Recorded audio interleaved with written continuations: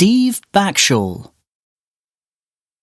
Steve Backshall is a wildlife expert whose love of animals and adventure has taken him all over the world. He was born in England in 1973. Steve has been interested in animals since he was a child. He grew up on a farm, where he was surrounded by animals from an early age. After university, he travelled to many countries and enjoyed observing wild animals. He became especially interested in predators and the prey that they hunt. In 1998, he travelled to the jungle in Colombia, bought a video camera, and made a video about snakes. He took it to a TV producer, who gave him his first job.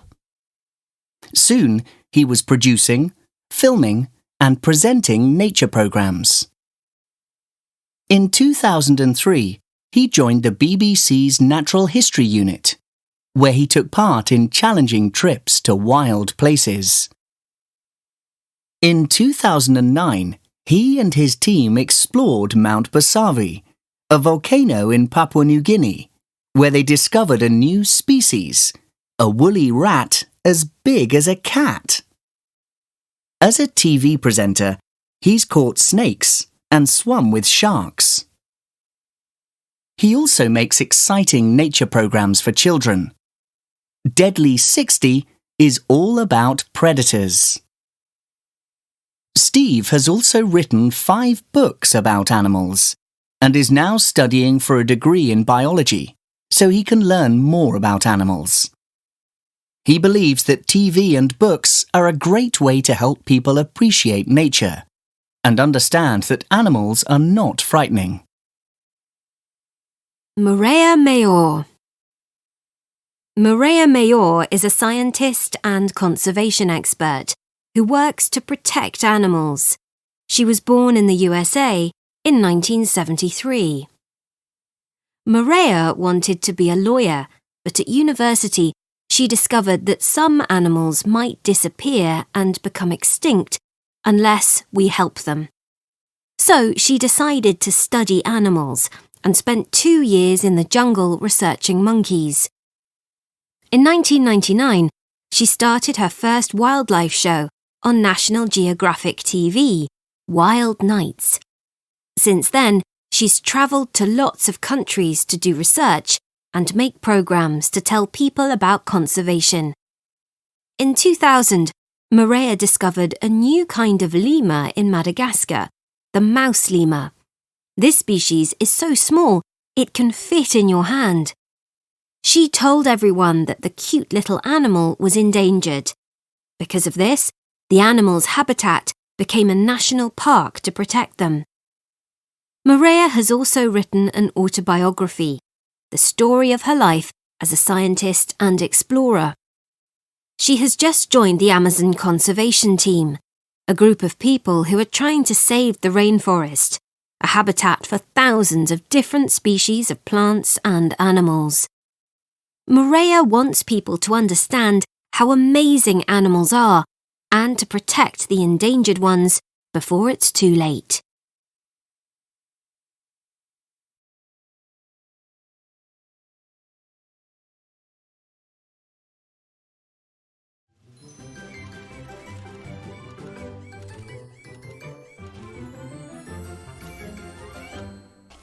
Present perfect and past simple.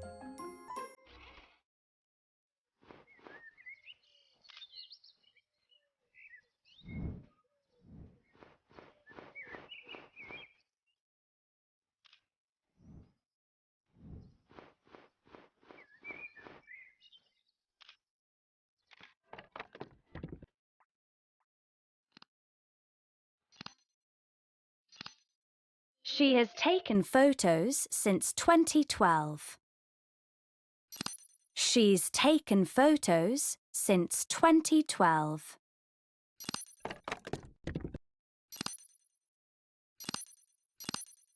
She has taken lots of photos of wildlife. She's taken lots of photos of wildlife.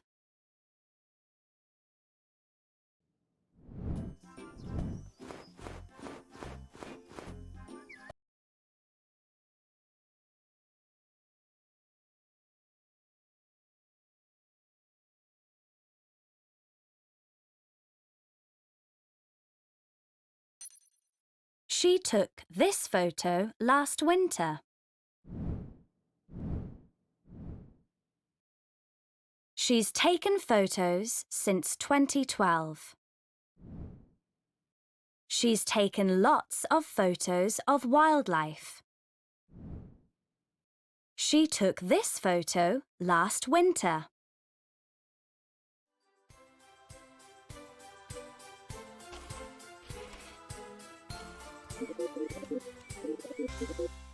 Have you ever visited the bird sanctuary?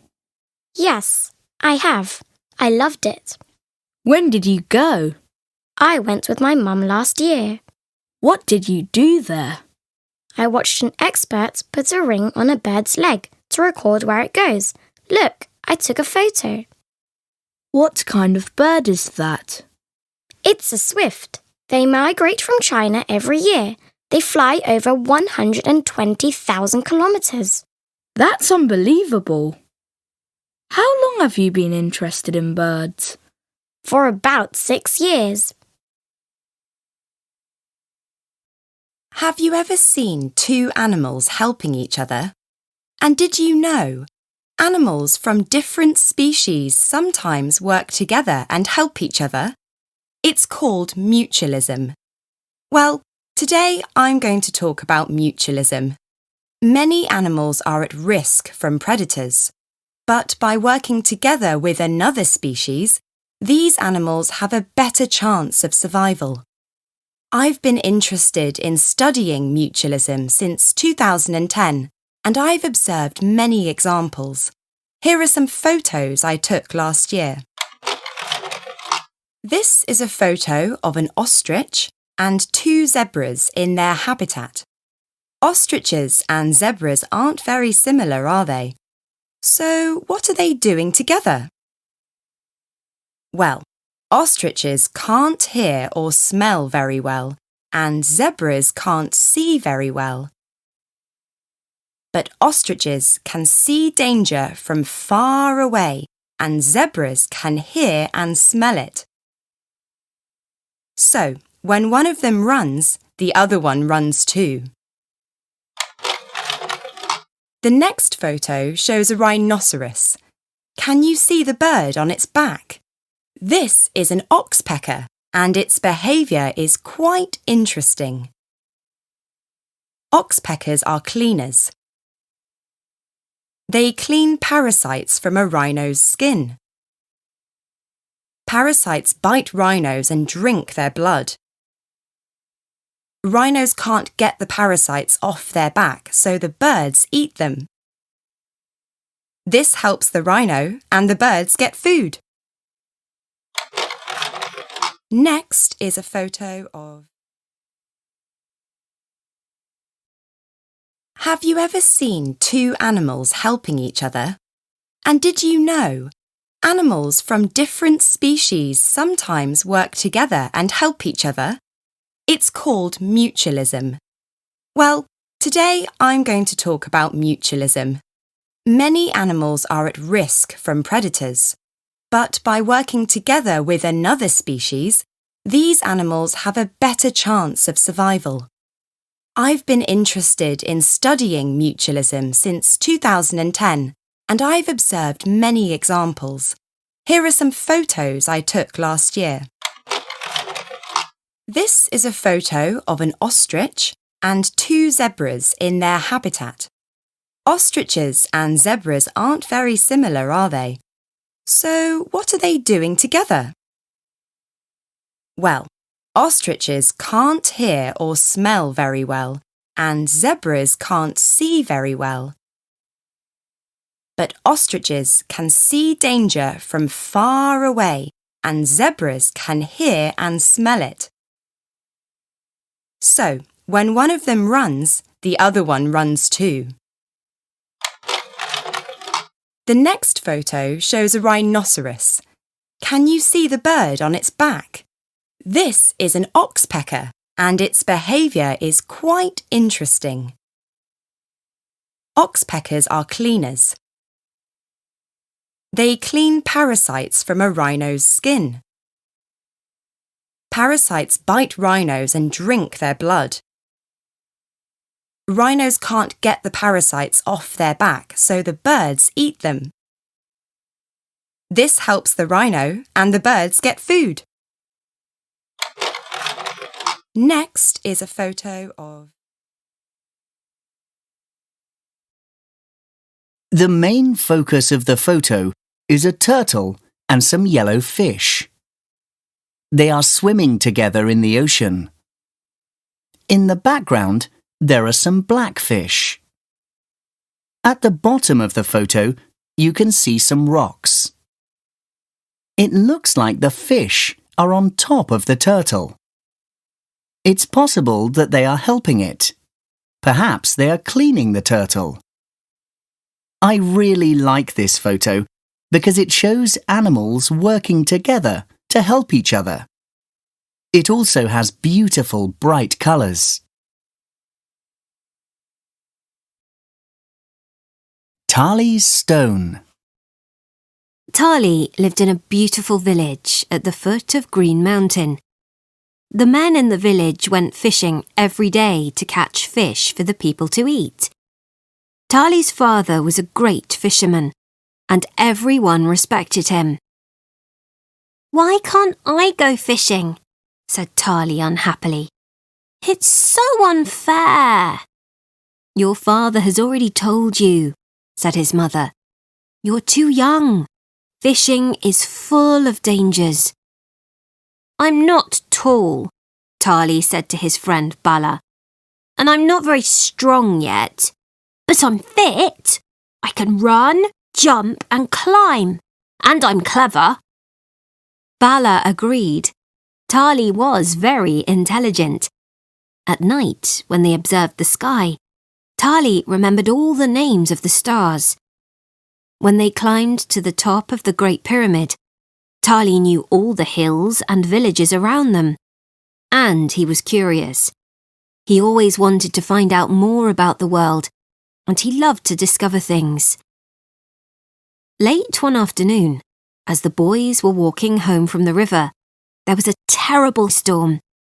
They started to run for shelter, when suddenly, Tali stopped. "Look where the lightning hit the ground!" There was a red glow. "Come on, let's look," said Tali. It was a red hot stone. "Don't touch it," said Bala, as he pulled his friend back. "Let's come back for it tomorrow," Tali said. The next day, the boys went back to look for the stone. "There it is. It doesn't look very special," said Bala. It was small, grey and dull. It looked like a teardrop. "You're right, it's boring," said Tali, and he threw it back on the ground. When the stone hit the ground, it started to spin quickly. Then it slowed down and suddenly stopped. "Did you see that?" asked Bala. Tali picked up the stone. "Let's throw it again!" Once more, the stone turned quickly on the ground and then stopped.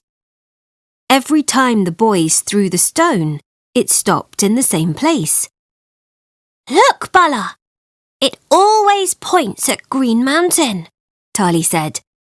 "Let's keep it. It's a really special stone." That evening, while they were having dinner, Tali's mother and father were talking in low voices. They seemed very worried. "The weather is so bad. Many days have passed and we haven't caught any fish," said Tali's father. "But it's too dangerous to go out in the boats. The fog is too thick, and you can't see how to get back to the riverbank." The fishermen always navigated their way back by looking at Green Mountain. That way, they didn't hit the rocks. However, These days it was too difficult to see the mountain. "Can I go outside?" asked Tali. He wanted to play with the special stone. "Yes, but don't go too far," said his mother. Tali ran outside and found his friend Bala already waiting for him. "Did you tell your father about the stone?" Bala asked. "I haven't told him yet. He's worried about the fog. They can't go fishing."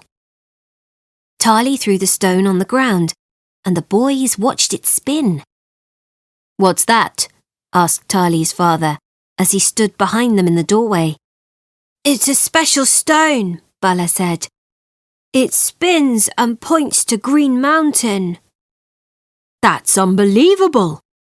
Do you think it could help us on the fishing boats?" Tali's father asked. They ran down to the river and got onto one of the boats. Tali's father threw the stone down and watched it spin and stop, pointing to Green Mountain. "Everyone in the village is hungry. We need to try to catch some fish. We'll take the stone with us tomorrow." The next day, the fishermen went out on the boats in the fog. Tali and Bala waited and waited on the riverbank, but the boats didn't come. They were very tired and very worried. After many hours, they heard excited voices cheering through the fog. "The special stone works! I can see the riverbank," said one man. Tali and Bala ran to meet them. After that, the fishermen always took the special stone on their fishing trips, and they also took Tali and Bala.